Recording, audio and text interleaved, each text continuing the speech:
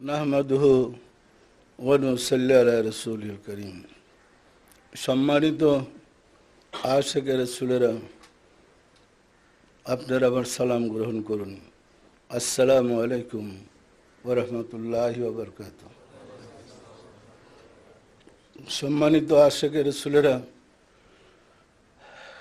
গত বিজয় দিবসে আপনারা যে অনুষ্ঠান করেছেন, কেমন লাগছে আপনাদের কাছে? আনন্দ লাগছে? তো আমরা এই বছর জন্মদিনের আনন্দ আর দেশ স্বাধীনের আনন্দ, বিজয় দিবসের আনন্দ একসাথে করেছিলাম। কারণ বিজয় দিবসের আনন্দটা আমাদের কম ছিল না। কি বলেন? কারো জন্য কষ্ট লাগতে পারে, কিন্তু আমরা কষ্ট করেছি তো আমাদের খুবই আনন্দ লাগছে। তো বিজয় দিবসের আনন্দের সাথে যদি ভবিষ্যতে আমরা এই জন্মদিনটা মিলে নেই, এতে কি আপনাদের আপত্তি আছে? যেমন 14 ডিসেম্বর আমার জন্মদিন, তো জন্মদিন পালন করতে তো আনন্দ পাবেনি। এরা যদি একসাথে বিজয় দিবসটার সাথে সংযোগ করে নেই, পরের থেকে আপনারা ধরে নেবেন যে বিজয় দিবসে আমাদের দোনোটা অনুষ্ঠান ভালো হয় না। আবার 16ই ডিসেম্বরের সাথে আরেকটা ধর্মের সংস্কারকের দায়িত্ব, এই 16 ডিসেম্বর আমি আসছি। তো এখানে তো আরেকটা ধর্মের সংস্কারের বিষয় আছে। সুতরাং আমরা যদি বিজয় দিবসেই জন্মদিনটা পালন করি, আর 2 দিন আগে সারা দেশের আশিক রাসূলরা নিজ নিজ এলাকায় অনুষ্ঠান পালন করলো, সুবিধা হয় না কষ্ট হয়? তা আমরা এইভাবে করে নিই, একদম ফিক্স করে দাও এইভাবেই। সম্মানিত আশিক রাসূলরা, তাফসীর লিখতে গিয়ে আসলে আমি একটা বিপদে পড়েছি। কারণ মারফতের কথা বলতে গিয়া তাসাউফ বিধানটা এরকম, আপনি যা জানেন তা বলতে পারেন না। যা জানেন সব কথা বলতে পারেন না, একটা নিয়ম কানুন আছে। আর যা বলেন তা লেখা যায় না। যা জানেন তা বলা যায় না, আর যা বলেন তা লেখা যায় না। কারণ হলো বাহিরে জগতে মানুষ তাসবের সাথে পরিচিতি নেই। আপনি যে তথ্যের কথাগুলো লিখে বাজারে ছাড়বেন, তখন নিজের ভুলের কারণেই হোক আর না জানার কারণেই হোক, এরা উল্টা বুঝবে। সত্য নয় কি? এখন আমরা যেটা বুঝি তাসাউফের, সেটা তো বলতে পারি না। আর আমরা যা বলি এই তো ব্যক্তিগত কাছের 2-1 সাথে উচ্চস্তরের আলোচনা, এটা তো আবার কিতাবে লিখতে পারি না। এখন তাফসির তো গুজামিল দিয়ে তাফসির হবে না। কি বলেন? ওই দিন আমাদের যে টিম নিয়ে আমি কাজ করি, ওই টিমের হুজুরদেরকে আমি বললাম, আমরা কিন্তু প্রথম খণ্ডে রাসূলের ভিতরে আল্লাহর রুহু ফুঁকে দিছেন। রুহুল আমিন, রুহুল কুদ্দুস, কোরআন থেকে হাদিস থেকে লিখছি। রুহুল আমিন মানে আল্লাহরই রুহের নাম, রুহুল কুদ্দুস পবিত্র রুহের নাম, কুদ্দুসুন মালিকুল কুদ্দুসুস সালাম নাম আছে না নাই? এটা আল্লাহ নামই। এখন কেউ যদি প্রশ্ন করে, আমি বললাম আপনাদেরকে, রাসূল ইন্তেকাল করার পরে রুহুটা কোথায় গেছে? রাসূলের ভিতরে যে রুহুটা ছিল, এটাই তো রুহুল আমিন, এটাই তো রুহুল কুদ্দুস। রাসূল তো ওয়াফাত লাভ করেছেন, রুহুটা কোথায় গেল? কি জবাবটা দিবেন? কি আল্লাহর তো মৃত্যু নেই। কুল্লু নাফসিন যায়কাতুল মউত, প্রত্যেক নফসের মৃত্যু আছে। কুল্লু রুহিন যায়কাতুল মউত নাই। তাহলে রুহের মৃত্যু নেই, রুহটা গেল কোথায়? আল্লাহর আরশ তো ছিল রাসূলের কলব। এখন এই রুহটা কোথায় গেল? এন্তেকালের পর তো রুহটার ভিতরে নেই। আমি বললাম যে তো জবাবটা দেন। ওনাকে বললাম 3 দিন আপনাদের সময় বের করেন। 3 দিন পরে গিয়ে বললাম কি ব্যাপার, আসলে খুঁজে পাওয়া কঠিন। কারণ তাসাউফ না জানলে আমরা জাহেরি জগতের জ্ঞান দিয়া বিশ্রা বের করে সুকঠিন। কি বলেন? তাহলে এটা তো সত্য, রুহুল কুদ্দুস আল্লাহর পবিত্র রুহের নাম। এই রুহই রাসূলের ভিতরে ছিল। তো বের হয়ে উনি গেলেন কোথায়? কুলুবুল মুমিনিনা আরশুল্লাহ যদি হয়, তিনি কোথায় গেলেন? গতকালকে আলোচনা করতে গিয়ে আমি হুজুরদেরকে বললাম, ঘটনাটা হইল আরশ কাবা যেমন 3 প্রকার, মুরিদের ধ্যান এবং খেয়ালের কাবা আপন কলব, মুরিদের আবাদতের কাবা বাইতুল্লাহ, নামাজের কাবা বাইতুল্লাহ, উদ্দেশ্য আল্লাহ, আর মঞ্জিলে মসজিদে পৌঁছার কাবা আপন মুর্শেদ। মুর্শেদ কাবা ছাড়া কোনো মানুষ আল্লাহতে বসতে পারে না। এখন আরশুল্লাহ কয়টা? রাসূলের হাদিস আমরা পেয়েছি কুলুবুল মুমিনিনা, মুমিন ব্যক্তির কলব আল্লাহর আরশ। এই মুমিন মারা গেলে আল্লাহ কই যায়? কালকে এটা আমরা আলোচনা করেছি, গবেষণা করেছি, আজকেও শেষ করি নাই। পরে লাস্টে ওনাদেরকে বললাম আপনারা লিখেন আরশুল্লাহ 2 প্রকার। আরশুল্লাহ 2 প্রকার। একটা আরশ হলো যে আল্লাহময় জগতে, যে আল্লাহময় জগৎ থেকে সমগ্র সৃষ্টি জগৎ পরিচালিত হয়। এই আল্লাহময় জগতের অধীনে আমাদের পৃথিবীর মতো কোটি কোটি পৃথিবী আছে। প্রত্যেকটা পৃথিবীতে আল্লাহর আদমজাত সন্তান আছে। বিশ্বাসী আপনাদের? প্রত্যেকটা পৃথিবীতে মানুষ আছে। মানুষকে আল্লাহর দাওয়াত দেওয়ার জন্য, আল্লাহর পথে পরিচালিত করার জন্য আল্লাহ মানুষকে তার খলিফা, প্রতিনিধি নির্বাচিত করেছেন। ঠিক আছে? ওই আরশে আল্লাহ আর প্রতিনিধির আরশে আল্লাহ। পরিষ্কার?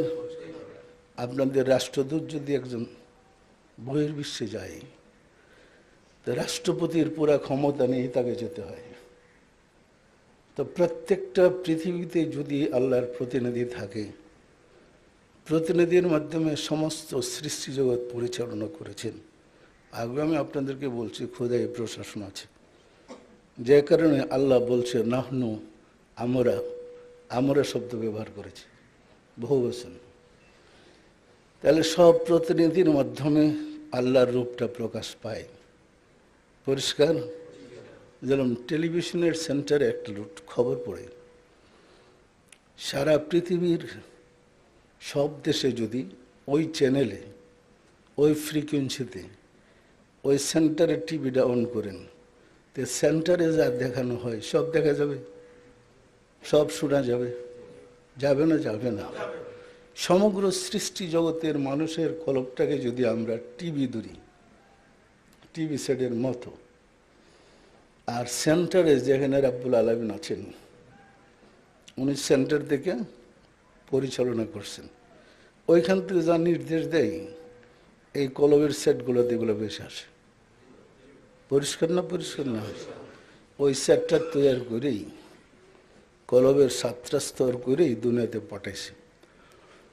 আলোচনা করতে গিয়ে তো আপনাদের বেশ লাগবে না কি বলবেন?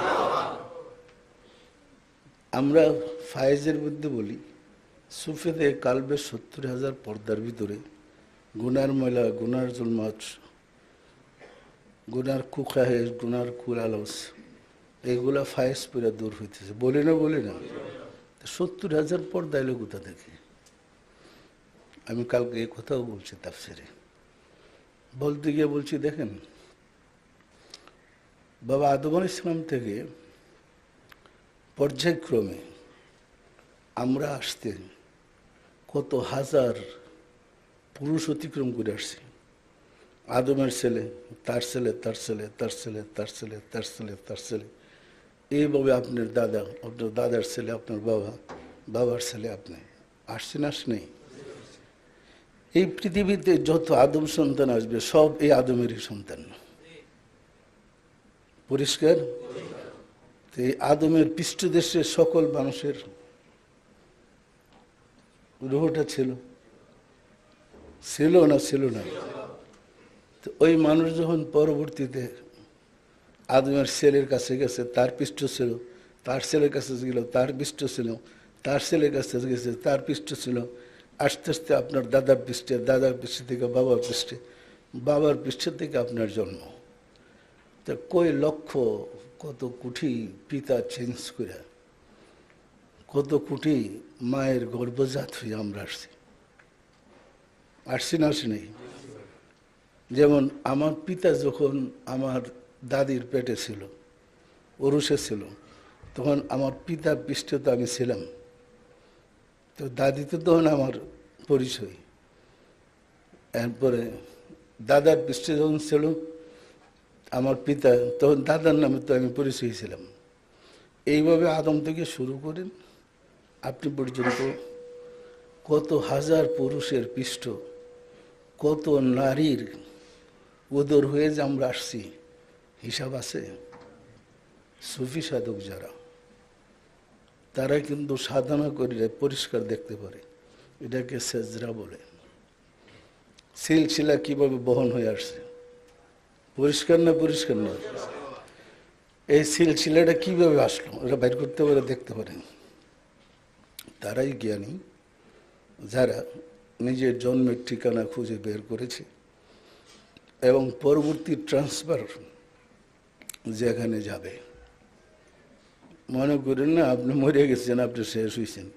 মৃত্যুর অর্থ হল দেহ আর রুহু একসাথে ছিল, তো দেহ থেকে রুহুটা বের হয়ে রুহুর কাছে চলে গেছে, আর দেহটা মাটি থেকে সৃষ্টি, ওই মাটির নিচে চাপা দিছে। দেহ রুহু বিচ্ছিন্ন হওয়ার নামে মৃত্যু। পরিষ্কার না? পরিষ্কার না? বিচ্ছিন্ন হওয়ার পরে এই রুহুটা আলমে আরো হয়ে যাবে তার কর্মের সাধন অনুযায়ী। ভালো সাধনা করে ভালো রেজাল্ট করলে আলমে আরোহাতে তাকে ওই পোস্টে নিয়ে রাখবে। মেট্রিক পাস করে গেলে তারা আর 5-এ ভর্তি করবে না, কি বলেন? ইন্টারমিডিয়েটে ভর্তি করবে।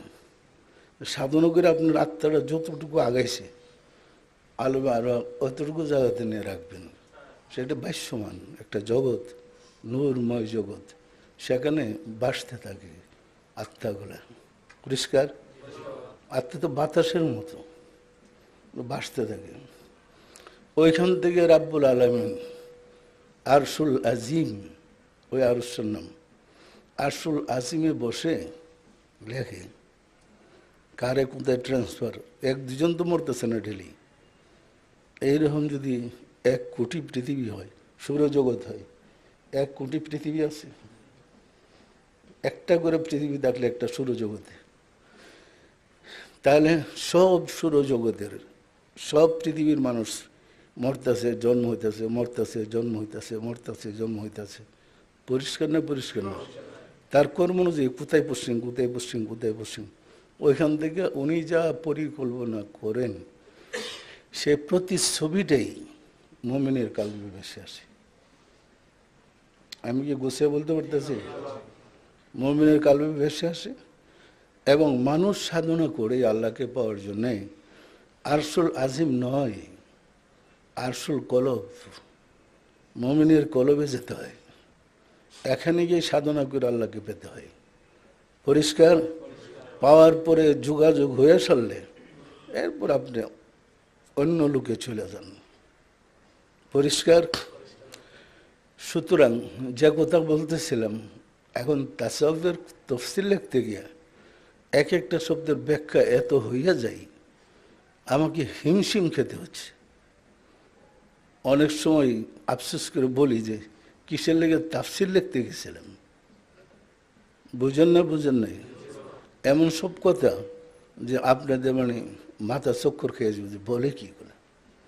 কিন্তু আমি কোরআনের দলিল দিয়ে বলবো, আপনি তো জীবনও শুনেন নাই।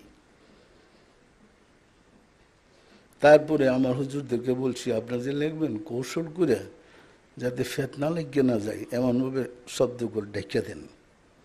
কথাটা বলবো কিন্তু একটু কৌশল করে বলেন। পরিষ্কার? আল্লাময় জগতের তথ্য আপনি যদি জানেন, মহান মালিক দয়া করে আপনাকে দরজাটা খুলে দেয়, আপনি যা দেখবেন সারা জগতের বৈজ্ঞানিকের কাছেও যেতে পারবে না। কলবের দুইটা মুকাম আছে, একটা আছে নফসের দিকে খোলা, আরেকটা আছে রুহের দিকে খোলা। নফসের দিকেরটা খোলা থাকলে আমরা এই কাজকর্ম করতে পারি, সংসার যা কিছু সামাজিক করতেছে, এটা বন্ধ করে রুহের দিকেরটা খুলতে হয়। যেমন জাগ্রত অবস্থায় কেউ স্বপ্ন দেখে না, স্বপ্ন দেখতে হলে তাকে ঘুমাইতে হয়। পরিষ্কার না পরিষ্কার না? ঘুমানো মানে নফসের এই কবরটা বন্ধ করেন, রুহের কবরটা খোলেন, এরপরে শুরু করেন যাত্রা। মহাশূন্যে যাত্রা সায়ের করেন, করে প্রথম সুদরের মুকাম অতিক্রম করেন, নশ্বরের মুকাম, শামসির মুকাম, নুরির মুকাম, কর্মের মুকাম, নাফসির মুকাম অতিক্রম করেন, গিয়ে আল্লাময় জগতে পয়সা যান। পরিষ্কার না পরিষ্কার না? কিন্তু এই যে 7টা পর্দা, 70,000 পর্দা, কি এগুলা? পর্দাগুলা কি? আপনার কাইটা বাইর করেন, কিচ্ছু পাইবেন না। 70,000 পর্দা মানে 70,000 প্রকার কল্পনা। ওই সিলসিলা হইতে যে আসছি, যত কর্ম করেছি, আমার কর্মের দ্বারা একটা এশিয়ার আসছে। ওই এশিয়ারটা ট্রান্সফারের আগে দেহটা মায়ের কোলে জন্ম হওয়ার পরে রুহটা ফুঁকে দিবার আগে 2জন ফেরেশতা পাঠাইয়া তার ভাগ্য ওইখানে লিখে এরপর এই এশিয়ারটা সংযোগ করেই রুহটা পরে ফুঁকে দেয়। পরিষ্কার না পরিষ্কার না? এরপর এখানে কয়দিন হায়াত, কয়দিন বাঁচবেন, কি কর্ম করবেন, সব কিন্তু এশিয়ারে লেখা আছে। ওই আগের কর্মের সাথে যোগাযোগ করে এশিয়ার লেখে। এখানে কোনো বুঝামিল নেই, কোনো সততা চালাকি কিচ্ছু নেই। দিনের মতো পরিষ্কার কাজগুলো করে আপনারা পাঠাইল। দেখেন মায়ের পেটের থেকে একটা বাচ্চা প্রতিবন্ধী হয়ে জন্ম হইল। ওলা তাজিরাতুন ভিজরা উখরা, একজনের পাপের জন্যে আল্লাহ বলেন আরেকজন দায়ী নয়। আল্লাহ তো জানে কে দায়ী কে দায়ী না। আল্লাহ বলে ওলা তাজিরাতুন ভিজরা উখরা, একজনের পাপের জন্যে আরেকজন দায়ী নয়। তো এই ছেলেটাকে প্রতিবন্ধী জন্ম থেকে বানাইল কেন? সে পাপ কখন করেছে? একটাকে অন্ধ, একটাকে বোবা, একটাকে চোর, একটাকে ডাকাত জন্ম থেকে বানাইছে। পরিষ্কার না পরিষ্কার না? সময়টা আসলে প্রকাশ পায়। তো কেন বানাইল? যখন আপনি রহস্য জগৎ জানবেন, আল্লাহকে আর বুঝতে পারবেন না। এটা মুখস্থ ধরেন, এটা আমাদের প্রত্যেকেরই কর্মফল। আপনার কর্মফল বিশ্বাস করেন? কাজের ফল বিশ্বাস করেন? তাহলে আমার পাপের জন্য আপনার তো ভোগের কথা না। আমার পাপের জন্য আমি ভুগব। আমার পিতার দোষের জন্য আমি দোষী নই, আমার পিতাই দোষী। যার কর্ম সেই দোষী। পরিষ্কার না পরিষ্কার না? ওইভাবেই একটা কিছু এখানে আছে। তো ইসলাম ধর্মে বলে পূর্ণ উত্থান, ওয়াল বা'সি বাদাল মাউত, মৃত্যুর পরে পূর্ণ উত্থান হবে। বলে না? বলে না? পুনর্জন্ম বলে না।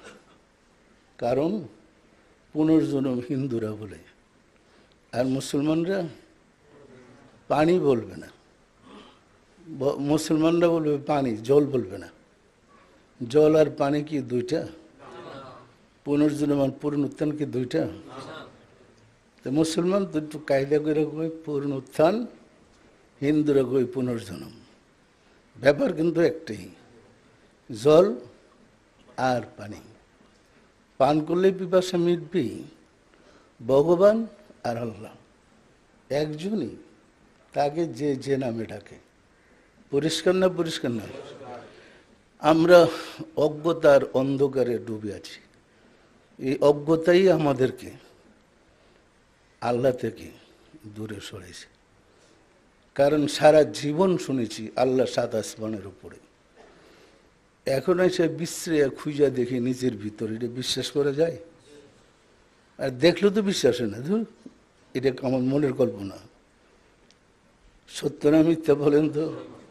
সুতরাং বিশ্বাস রাখেন সৃষ্টির আদি থেকে আল্লাহ মানুষের ভিতরে এখন আছে, এবং আপনার মৃত্যুর পরে তিনি তার কর্ম শেষ করে ইমানি পরীক্ষাটা নিয়ে, আমরা বলি তো মৃত্যুর পরে কবরে বসাইয়া সওয়াল জবাব করবে, কথাটা ঠিক না। কথাটা এইরকম না। মৃত্যুর আগেই ইমানি পরীক্ষা শেষ। কারণ এই পিরিয়ডটা ছিল আপনার লেসন, পড়াশোনা। এই হায়াতে জিন্দেগি 50, 60, 70, 100 বছর কি করলেন, এটা তো মৃত্যুর আগেই পরীক্ষা হবে। পাশ করলেন আপনি মেট্রিক থেকে কলেজে যাবেন, কলেজে গিয়ে কি মেট্রিকের পরীক্ষা নেবে? এটা কোনো পাগলে বানে? এখানে পরীক্ষা নেওয়ার পরে ইল্লিন সিজ্জিন, রুহটা ইল্লিনে যাবে অথবা সিজ্জিনে যাবে, এটা পাশ ফেলের উপরে নির্ভর করে। যদি পরীক্ষায় রুহটা পাশ করে ভালো রেজাল্ট করতে পারে ইল্লিনে যাবে, আর মন্দ রেজাল্ট করে সিজ্জিনে যাবে। সিজ্জিন মানে কয়েদখানা, জেলখানা। পরিষ্কার না? পরিষ্কার না? সম্মানিত আশেকের সুলেরা, আপনার ভিতরে নাফাকতু ফিহি মিন রুহি, আল্লাহ যে রুহ ফুঁকে দিছেন, তিনি নিজেই আপনার এই পরীক্ষাটা নেবেন ভিতরে থেকে। পরীক্ষা নেওয়ার পরে তিনি পাস ফেল করে এসিয়াল লেখা দিয়া স্বাক্ষর করে তিনি বাইরে চলে যাবেন। যাই নির্দেশ করবেন রুহটা নিয়ে যাও। তখন রুহটাকে ইল্লিনে যাওয়ার মতো হলে শান্তিময় জায়গায় নিয়ে যাবেন, ঊর্ধ্বলোকে, রুহময় জগতে ঊর্ধ্বলোকে নিয়ে যাবেন। তখন মেস্ক আতরের খুশগ্রাণ, মেস্ক আতরের সুঘ্রাণ ওই রুহ থেকে বেরিতে থাকবে। তখন আকাশের ফেরেশতারা ছুটাছুটি করতে থাকবে যে কেমন ভাগ্যবান লোক আসতেছে, কোন ভাগ্যবান লোকের ছেলে। তারা মিছিল করে তাকে তার সম্মানিত স্থানে পৌঁছে দেবে। আর সিজ্জিনে যে ফেল করেছে এই সাধনা জীবনে,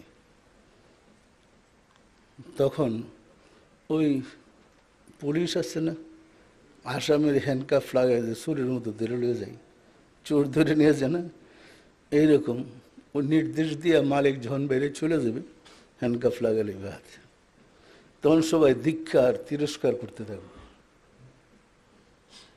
যে দুনিয়াতে কি করে আসছে এটা। পরিষ্কার না? পরিষ্কার না? সুতরাং আমাদের কর্মে আমরাই দায়ী, আমাদের কর্মে আমরাই ভোগ করব।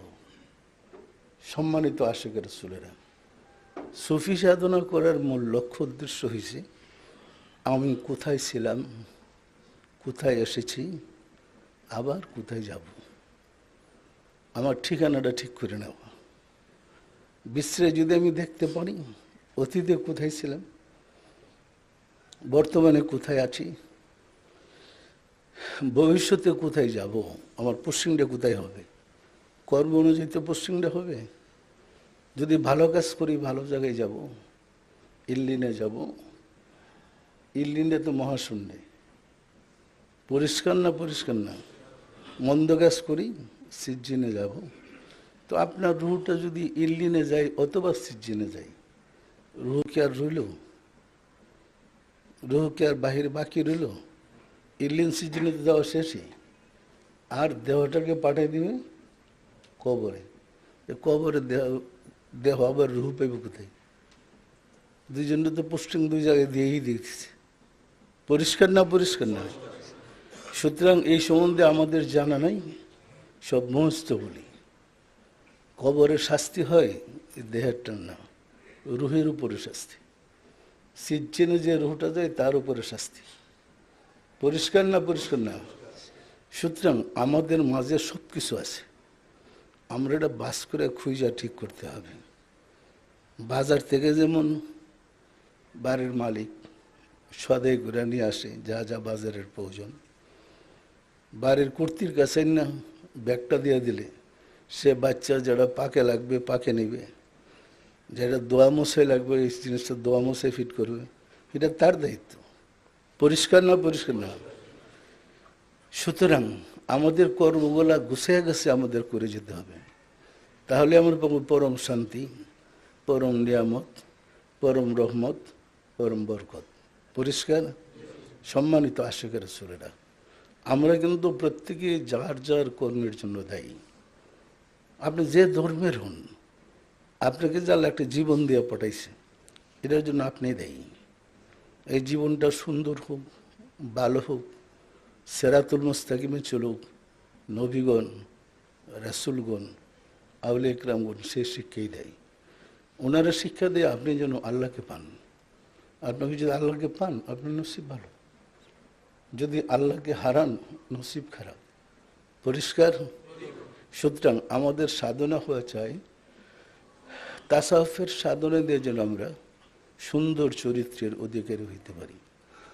ধর্ম মানুষকে চরিত্রবান করে, ধর্ম মানুষের চরিত্র নষ্ট করে না। একটা চরিত্রবান ব্যক্তি কারো ক্ষতির কারণ হয় না, হয় নাকি? অতীতে যত নবী আসছেন, যত রাসূল আসছেন, যত দাড়ি ব্যক্তিরা আসছেন, কেউই সন্ত্রাসী ছিলেন না।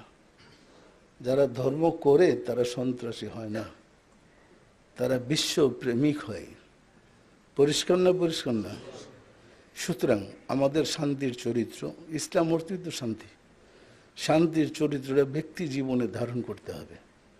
আমরা যদি নিজেকে চরিত্রবান বানাইতে পারি, সৎ চরিত্রের অধিকারী করতে পারি, তাহলে আমরা নিজেরাও শান্তিতে থাকব, আমাদের দ্বারা কারো ক্ষতি হবে না। আর আমরা যদি চরিত্র হারা হয়ে থাকি, তাহলে আমার যদি নিজেও ক্ষতিগ্রস্ত, আমার দ্বারা মানুষেরও কষ্টের কারণ হবে। সত্য নয় কি? এমনি জাইলুন ফিল আরদে খালিফার অর্থ এই নয় আমি আদম সৃষ্টি করেছি সন্ত্রাস করার জন্য, আমি মানুষকে পড়াইছি প্রতিনিধি করার জন্য। আল্লাহ কি ঝগড়া করে? মায়ের পিঠ? সুতরাং আমরা যদি এর বিপরীত চলি, আল্লাহ আমাদের উপরে নাখুশ, অসন্তুষ্ট হবে। অনেকে মনে করে তাসাউফ কোরআনে নেই, হাদিসে নেই, তাসাউফ পীরেরা পাইল কোথায়? বলে না, বলে না, কোরআন হাদিসে নাই। আচ্ছা, কোরআনটা আসছে কি শরীয়তে না মারেফতে? তো নাই কেমনে? কোরআনটা আসছে তো মারেফতে, মারফত থেকে ওহির মাধ্যমে রাসূলের কাছে আসছে। ওহি কি দেখা যায়? কাছে যারা বসা ছিল কেউ দেখছে? জিবরিল এসে পড়াইতেছে রাসূল, এরম দেখছে কেউ? ওহির মাধ্যমে কোরআন আসছে, এটা তো মারফত। এলহাম যে মানুষের কাছে হয় এটা তো মারফত, এটা গোপন। স্বপ্নে যে আপনারা দেখেন, পাশে যারা শুয়ে দেখে হেরা কি দেখে? যে দেখেন এটা তো তার কাছে মারফত। সুতরাং আল্লাহর সাথে যোগাযোগের চারটা রাস্তা: এলহাম, কাশফ, ফায়েজ এবং স্বপ্ন। এই চারটা রাস্তার মাধ্যমে আমাদের আল্লাহর সাথে যোগাযোগের বিদ্যা শিক্ষা নিতে হবে। পরিষ্কার? এখন যদি শিক্ষা নিতে না পারি আমাদের আফসোস করতে হবে, আমরা ক্ষতিগ্রস্ত হব। সুতরাং তরিকতের যে সাধনা, তরিকতের যে নিয়ামত, এটা শিখতে হবে। না জানার কারণে আমাদেরই একটা শ্রেণীর লোক বলে যে মাজারের কাছে গিয়া কিছু চাওয়া শিরিক। বলে না, বলে না? না জায়েজ। মৃত্যু ব্যক্তি জিন্দা ব্যক্তিকে কিছু দিতে পারে না বলে, কিন্তু এটা ধর্ম না জানার কারণে এই কথাগুলা বলে। আমাকে সেদিন 4 জন হুজুর আসছিলেন, আলোচনা করতেছিলেন যে আল্লাহকে পাওয়ার পথটা কি? তো ওনার তো মনে করো যে আল্লাহকে পারবো, কোরআন মতো চলবো, নামাজ রোজা করবো। আমাকে জিজ্ঞাসা করতেছেন, এই যে শিক্ষকের কাছে যেতে হবে। আমি মুর্শিদ বলি নাই, বলছে শিক্ষক। শিক্ষক ছাড়া লেখাপড়া হয় না। যে কোরআন হাদিস মধ্যে চলবেন কেমনি? কোরআন নিজেতে চলতে পারে না। আপনি আলমারির মধ্যে একটা কোরআন বাঁধে করে রেখে দেন, হে কোরআন শরীফ আল্লাহর বাড়ি, আপনি একটু নামেন, দয়া করে নামেন না? নামতে পারবো? যে আমি আলমারির দিকে নিচে নামতে পারে না, হে আপনি সাহায্য করবো? এটা তো কাগজের কালির লেখা। আর মালিক যে আল্লাহ, তাকে বলেন একবার ডাক দেন, 70 বার জবাব দেব। পরিষ্কার না? পরিষ্কার না? নিয়ম তো আমাকে জানতে হবে। আলোচনা করলাম বলে লোকগুলা পরিষ্কার আমার সামনে বললো, এতদিন আমরা মহা বলেছিলাম, আমাদের সব ভুলের অবসান করছে। আবার আপনি আমার যে কি জানে মোহাম্মদ ইসলামের পুনর্জীবন দানকারী, এটার ব্যাখ্যা জানতে চাইছি। হুজুর তো প্রশ্ন তো করবে, কি বলেন? ঠিক আছে, বলো আপনি কি মোহাম্মদ ইসলামের পুনর্জীবন দানকারী? আমি যে হ্যাঁ। তো এই মোহাম্মদ ইসলামের আর জীবন নাই, কবে মারা গেল? এই তো মারতে গেছে ওই যে কারবালার ওইখানে শেষ। এরপরে আমি বললাম, বলেন তো হুজুর, আপনারাই বলেন। ওই যে আমাদের মাদ্রাসা, আমাদের মসজিদ, আমাদের গবেষণাগারে কোথাও মুরাকাবা আছে কি? জি না। তো রাসূল হেরা গুহায় 15 বছর ধ্যান কইরা আল্লাহর সাথে যোগাযোগ করছে, এটা কি সত্য? জি। এটা আপনারা করেন? জি না। এটা প্রচলন আছে? জি না। তো এটা চালু কে করলো? আমি কি করি নাই? জি। তারপর কি পুনর্জীবন দান করে ফেললাম না? আলোচনা করলাম বলে মানে তার একদম স্যাটিসফাইড, বুঝে বললাম হেরা গুহায় রাসূল 15 বছর ধ্যান করছেন, আপনি 15 মিনিট ধ্যান করেন। রাসূলের বিদ্যাটা ছেড়ে দিয়ে আপনি নাইবে রাসূল হবেন কেমনি? অনেক আলোচনা হলো। তো ওনারা বলতে চাইছে যে কোরআন হাদিস পীর মুরিদের সম্বন্ধে কিছু নাই। আমি তো এক চাপার দলিল দিতেছি, শুধু কোরআন আর হাদিস নেই, পরে আর কোনো কথা রইল না। এরা বুঝছে এরা ভুল পথে আছে। পরে আমার কাছে এক পর্যায়ে গিয়ে ক্ষমা চাইছে। পরিষ্কার না? পরিষ্কার না? সম্মানিত আশিকের রাসূলেরা, আসলে কি আমরা মুর্শিদের দরবারে গোলামি করে ভুল করলাম? যারা মুর্শিদের দরবারে গোলামি করে ভুল করে, তো হুজুরা যা কিতাব পড়ে পাশ করছে, সে তো আমরা পাকিস্তানে অনেক পাশ করছি। তো 12 বছর যে মুর্শিদের গোলামি করলাম, এটা কি করলাম? আমার এই 12 বছরের গোলামিটা আমার মুর্শিদের মতো এইরকম একজন যুগের ইমাম পাইতে হবে। এরকম একজন ইমামের পিছনে আমি যেভাবে গোলামি করছি এইভাবে গোলামি করতে হবে, তাহলে যদি আল্লাহরে পাই। বিষয়টা পরিষ্কার না? পরিষ্কার না? সম্মানিত আশিকের রাসূলেরা, আমরা চেষ্টা করতেছি তাফসিরে সুন্দর করে, সহজ করে আপনার জন্য বুঝতে পারেন এইভাবে লিখতে। তারপরও মানুষের তো ভুল থাকেই। কোনো কিছু আপনাদের নজরে পড়লে আমাদেরকে জানাইন। তাফসির লেখার পরে কোনো কিছু নজর পড়লে, আপনাদের নজরে ধরা পড়লে আমাদেরকে বললেন, আমরা এটা দেখে দেব না। পরিষ্কার? তাফসির পড়েন, আর আপনাদের জানার মধ্যে অনেক কিছু আছে, অনেক কিছু আছে। তাসawwুফের ব্যাখ্যাগুলো আছে, চেষ্টা করছি আমরা ব্যাখ্যা দিয়ে দিতে। সম্মানিত আশিকের রাসূলেরা, আমরা দাবি করি আমরা আশিকের রাসূল। দাবি করি? এটা কি দাবি না সত্য? তাহলে আমাদের রাসূলের প্রেম জাগ্রত করতে হবে, আমাদের ছলচাতুরি ধোঁকাবাজি ছাড়তে হবে, মিথ্যা থেকে বাঁচতে হবে, পাপ কর্ম থেকে নিজেকে মুক্ত রাখতে হবে। তাহলে আমি সত্যিকার আশিকের রাসূল হইলাম। আমি সাইনবোর্ড লাগিয়ে রাখলাম আশিকের রাসূল, 2 নম্বর কাজ যদি করি, তাহলে তো রাসূলের বদনাম হবে না? সুতরাং সবসময় সতর্ক থাকবেন, আমরা পাপে যেন না জড়াই, পাপের কাজে যেন আমরা না জড়াই, পাপ থেকে বিরত থাকতে হবে। আমরা মনে করি মানুষকে ধোঁকা দিয়ে আমি পার হয়ে গেলাম, মুঠো না। আমার ধোঁকায় আমিই বললাম, আমার পাবে আমি ফাইসা যাব। পরিষ্কার না? পরিষ্কার না? সুতরাং আমার সাক্ষী যদি আমার আল্লাহ হয়, আমি জন্মের পরে যা করেছি সব কর্মের সাক্ষী আল্লাহ বলে আপনি নিজেই। তো আল্লাহ যদি নিজে সাক্ষী হয়, আমি অস্বীকার করব কিভাবে? সুতরাং সবসময় সতর্ক থেকে কাজ করেন, আল্লাহর সাহায্য চান। আসুন রাব্বুল আলামিনের সাহায্য চাই, তিনি যেন দয়া করে আমাদেরকে মাফ করে দেন। প্রতি বছরই আমরা 16 ডিসেম্বর ওই জন্মদিনটা করব না, কেন্দ্রীয় অনুষ্ঠানটা। আর 14 তারিখ আনুষ্ঠানিকভাবে সারা দেশে সারা বিশ্বে যার যার এলাকায় করুক। তারা একটু সুযোগও পাইল, এলাকার লোক নিয়ে কইরা এর পরের দিন আসতে পারবো। ওলি আল্লাহরা যে মরে না, এটা তো শুনছেন। ওই যে আমার ভাইয়ের কাছে যে টাকা দিছে 100 টাকা, তারে দিছে টাকা, হে বিশ্বাস করতে পারে না। হ্যাঁ, রোহানিতে পাইছি, এটা কি আমার কোনো কাজে লাগবো? এটা মোরাকাবাই পাইছি, এটা আমার কি কাজে লাগবো? পরে বাসায় এসে দিয়ে ঠিকই তো ওই টাকাটা আমার দিছি, বলছে না ঘটনা। সুতরাং ওলি আল্লাহরা কাউরে ফাঁকি দেয় না। এটা তো আপনাদেরই দয়াল মা, যার এই শত শত অলৌকিক ঘটনা প্রতিনিয়ত প্রকাশ পাচ্ছে, এটা আপনাদের দয়াল মা। সত্য না মিথ্যা বলুন?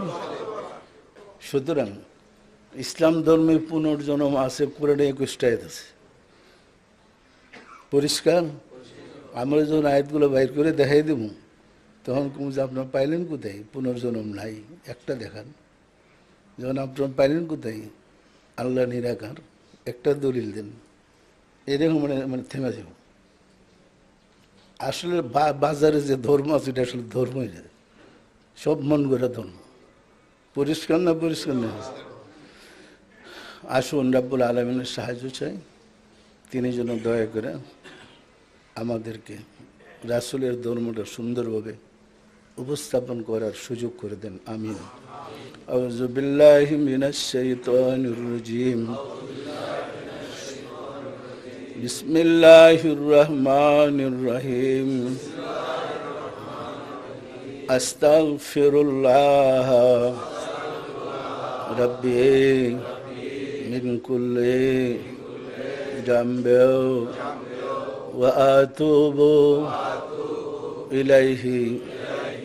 আয় আল্লাহ, জীবন ভর নফসের খাহেশে শয়তানের ফেরেবে যত প্রকার গুনাহ করিয়াছি, সমস্ত গুনাহ হইতে তোমার নিকট তওবা করিতেছি।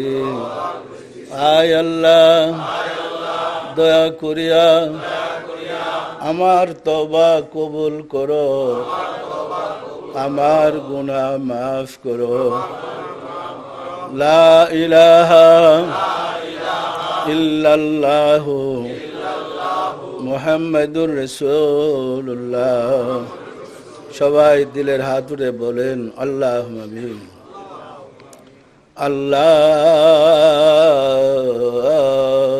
আমিন।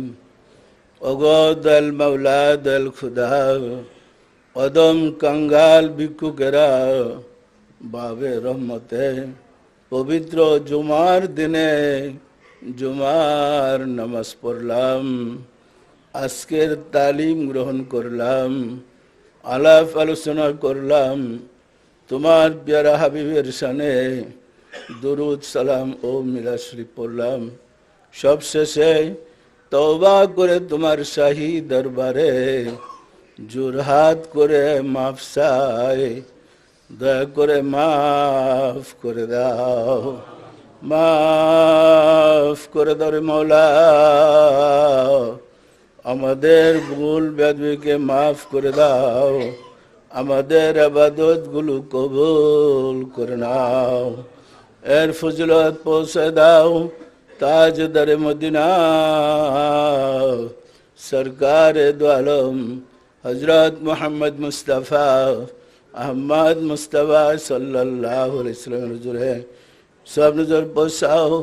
রাসূল পাক সাল্লাল্লাহু আলাইহি ওয়াসাল্লামের সম্মানিত পিতা মাতা দাদা দাদি নানা নানি আল আউলাদ আল আসাব আজওয়াজ মুতাহিরিন আহলে বাইতিন খুলাফায়ে রাশিদিন দের আরওয়াহ পাকের হুজুরে সব নজর বসাও খাতুনে জান্নাত মা ফাতেমা রাদিয়াল্লাহু তাআলা আনহা সৈয়দিনা হযরত ইমাম হাসান সৈয়দিনা হযরত ইমাম হুসাইন রাদিয়াল্লাহু তাআলা আনহুমা যাহারা দিন ইসলামের জন্য কারবালার প্রান্তরে শাহাদাত বরণ করে গেল রে মাওলা, দয়া করে তাদের আরওয়াহ পাকের হুজুরে সব নজর বসাও।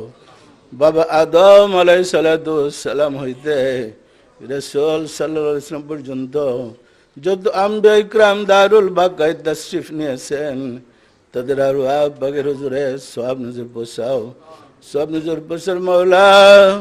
আমার মুর্শিদ পিরানে পীর দস্তগীর সুলতানুল মাশায়েখ সুলতানিয়া মুজাদ্দাদ তরিকার ইমাম চন্দ্রপুরী রহমাতুল্লাহ আলাইহির হুজুরে তার সহধর্মিণী হযরত বড় মা রহমাতুল্লাহ আলাইহির হুজুরে সব নজর বসার মাওলা। হযরত খাজা বাহাউদ্দিন নকশবন্দ রহমাতুল্লাহ মুজাদ্দিদ আল ফিসানি রহমাতুল্লাহ, খাজা মাইনুদ্দিন চিশতি রহমাতুল্লাহ, বড় পীর হযরত আব্দুল কাদের জিলানী রহমাতুল্লাহ, তাদের তরিকার সিলসিলায় যত পীর ওলি গাউস কুতুব तमाम পৃথিবীর মুমিন মুমিনাত যে যেখানে ইন্তেকাল করিয়াছে মাওলা, দয়া করে তাদের আরওয়াহ পাকের হুজুরে সব নজর বসাও। আমরা ভিক্ষুকেরা যারা তোমার শাহী দরবারে হাত উঠালাম, আমাদের আপন আপন গর্ভধারিণী মা জননী, জন্মদাতা পিতা, মহব্বতের স্ত্রী, শ্রদ্ধা শ্বশুর শাশুড়ি, দাদা দাদি, নানা নানি, খালু খালা, ছেলে মেয়ে খেসাকরাবা যে যেখানে ইন্তেকাল করিয়াছে মাওলা, দয়া করে তাদের আরওয়াহ পাকের হুজুরে সব নজর বসাও।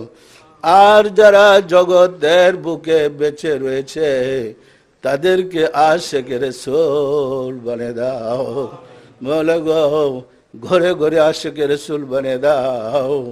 রাসূলের মহাসত্য জগৎবাসীর কাছে পৌঁছে দাও, জগৎবাসী যেন মহাসত্য ধারণ করে পরম শান্তিতে বসবাস করতে পারে সুযোগ করে দাও। আমাদের মুনাজাত দয়া করে কবুল করে নাও, আমিন। লা ইলাহা ইল্লাল্লাহু মুহাম্মাদুর রাসূলুল্লাহ।